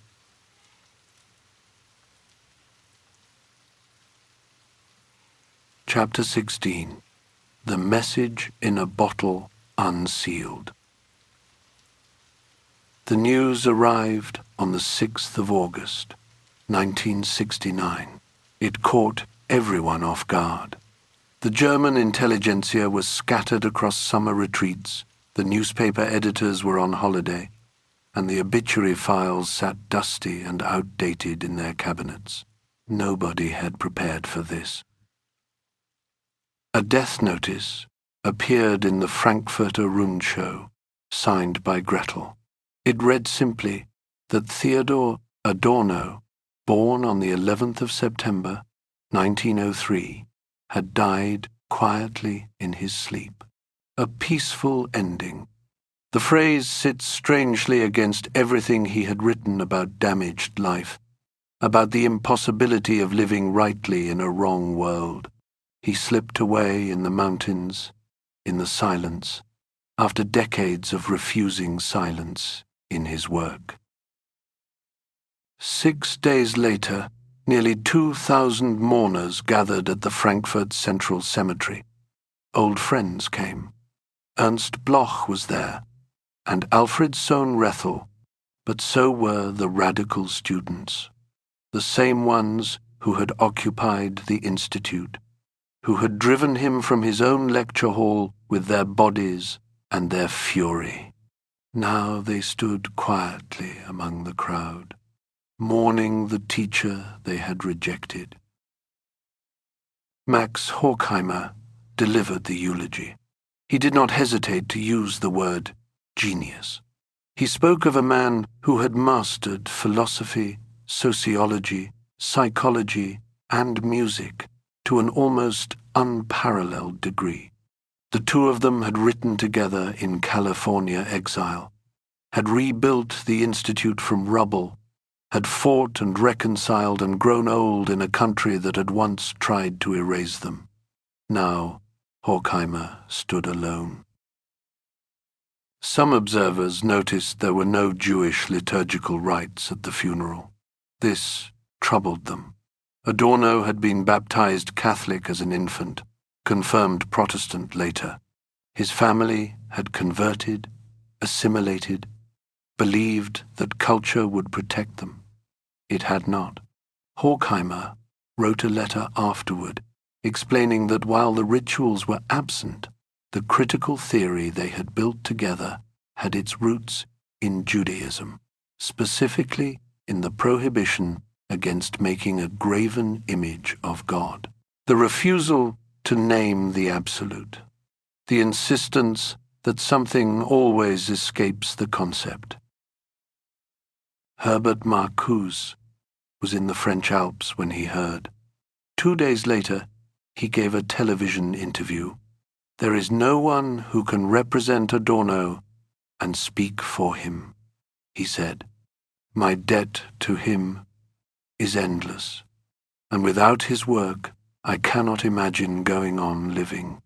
Marcuse understood that the students had rejected Adorno too quickly, that the political ruptures of '68 had blinded them to what his theory actually offered. The debate about his work, Marcuse said, has not yet begun. On Adorno's desk sat the unfinished manuscript of his aesthetic theory. He had intended to dedicate it to Samuel Beckett, the writer whose language of the lifeless he saw as the last possible comfort for a death deprived of all meaning. The book appeared posthumously in 1970, a fragment that confirmed his own dictum that great works wait. It was his final defense of art's autonomy, his argument that only in the space of the aesthetic could something resist the totally administered world. After his death, the label Frankfurt School hardened into a fixed thing. His complex, contradictory, deliberately difficult thoughts became curriculum. They entered the academic marketplace he had spent his life criticizing. Jürgen Habermas eventually took the chair at the Institute, shifting its direction toward communication theory, away from the relentless negativity that Adorno had insisted upon. Horkheimer had worried about this. He had feared the Institute would become a caricature of itself. The message in a bottle, a metaphor Adorno and Horkheimer had used during their California isolation, finally washed ashore. The Dialectic of Enlightenment, once a mimeographed manuscript passed among a handful of exiles, became the philosophical benchmark for a new generation trying to understand why progress kept producing catastrophe, why enlightenment kept generating new forms of domination. His grave in Frankfurt became a site of pilgrimage. People came not for comfort, not for the reassurance of a life well lived, but for something else. They came for the unwavering radicalism of spirit, for the refusal to accept the universal lie of false reconciliation. Freedom, he had written, postulates the existence of something non-identical, something that cannot be absorbed, something that escapes. His prickliness, his refusal to be one of them, his insistence on the negative, these are what remain. They ensure that his work cannot be fully assimilated by the culture he spent his life dissecting. The bottle opened. The message is still being read.